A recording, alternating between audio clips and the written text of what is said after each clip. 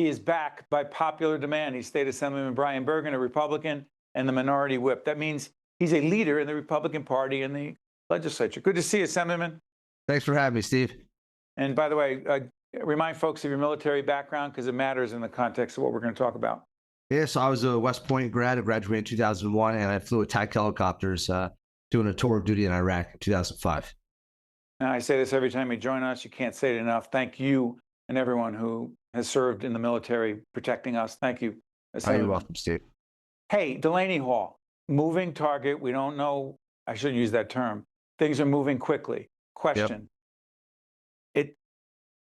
ICE is not a military organization. I guess it's a paramilitary organization.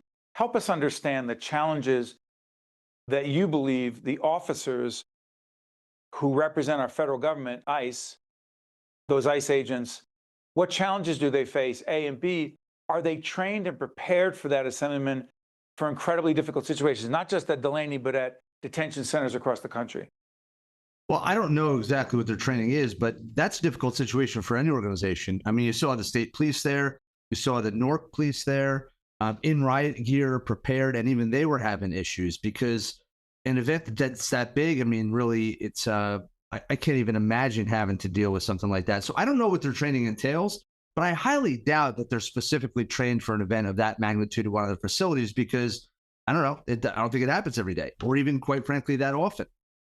So it's a shame. And honestly, on the political side of this, I don't know if we're going to head in that direction or not. No, you head wherever you want. Yeah. So it's a shame that it turned into this, Steve. I mean, really, there was a lot of political grandstanding that happened at Delaney Hall, which in my opinion was a direct contributor to it accelerating into what it became now. Now, do I think that those people, the governor being one of them, in hindsight, knowing what would have ultimately happened, would they have done it? I highly doubt so. But they did.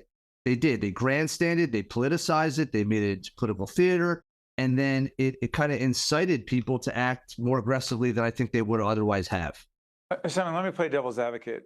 Sure. I'm not here to defend or represent the governor or Senator Kim. Check out our in-depth interview with United States Senator Andy Kim, who was there as well and was pepper sprayed. He had his own perspective. What if you call it grandstanding? What about if someone says, what do you mean grandstanding? They were talking about the conditions that they believe are going on in Delaney Hall. And they believe those conditions were inhumane, and they were protesting. You say what?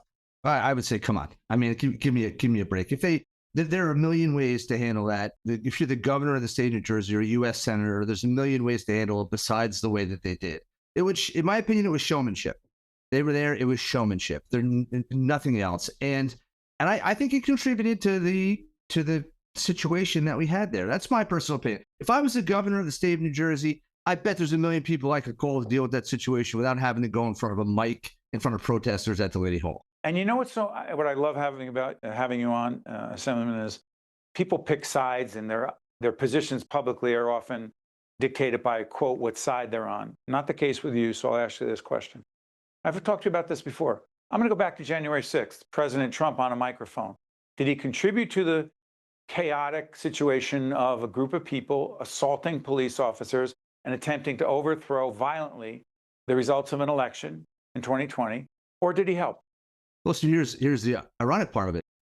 Back then and still to this day, the Democratic Party will point very clearly to that connection. But then when I mentioned the things like I just mentioned about the Governor Sherrill in the U.S. and Senator Kim, they're like, whoa, couldn't possibly be.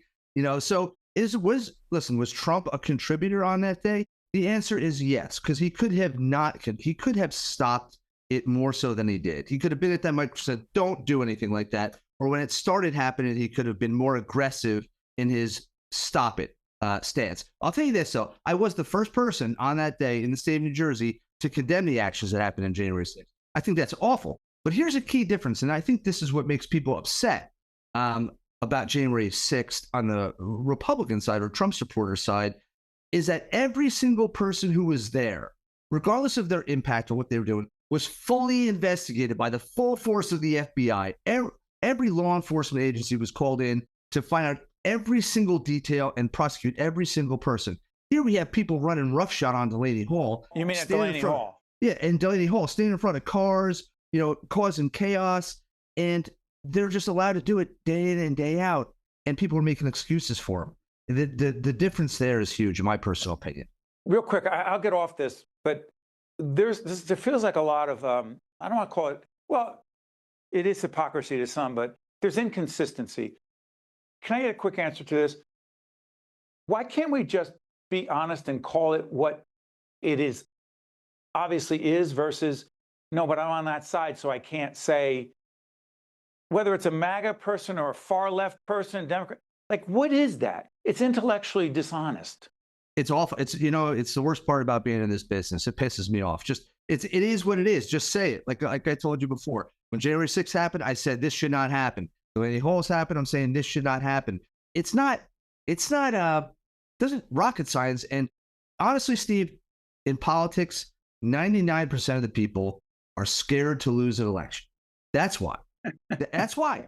That is their primary concern, and they don't want to piss off their base or people in power in their party because of that risk. That's why. I'm so sorry for getting into this, because now I want to ask you about the anchor and the Stay NJ tax relief program. What's your concern about those? I hate them. I hate them because they're. Why don't you say what you really think is?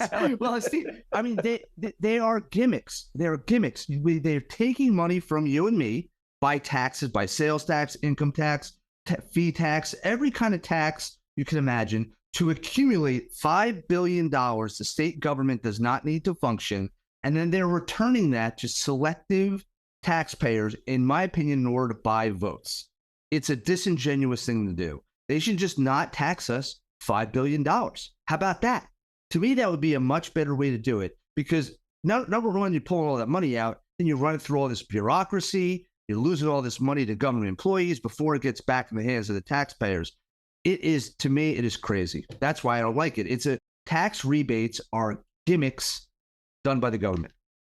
Do you agree with mid-10-year census redistricting, meaning, well, it's 5-6 years in, we can redistrict and get some more Democratic members of the House? Texas, we can get more Republicans. Or should we wait for the census? No, they should wait for the census. How stupid is it to do it any other time? I mean, the whole point of this, the whole point of redistricting is to redistrict because of population shifts, and we determine that through the census. Doing it any other time is just, I don't know, it's stupid. I love having State Assemblyman Brian Bergen, the Minority Whip. Here. Well, we love having you because you say what you think, and people can decide for themselves, but you never hold back. Assemblyman, as always, it's an honor having you with us. Thanks. Thanks, brother. Appreciate it. You got it. I'm Steve Adubato. That's somebody who says what's on his mind. You don't have to try to interpret it. See you next time. State of Affairs with Steve Adubato is a production of the Caucus Educational Corporation. Funding has been provided by RWJ Barnabas Health. Learn more at rwjbh.org. The Turrell Fund, a foundation serving children. The Burke Foundation. South Jersey Industries. NJ Best, New Jersey's 529 College Savings Plan. Lincoln Tech. Horizon Blue Cross Blue Shield of New Jersey. New Jersey Manufacturing Extension Program. NJ Transit. And by these public-spirited organizations, individuals, and associations committed to informing New Jersey citizens about the important issues facing the Garden State.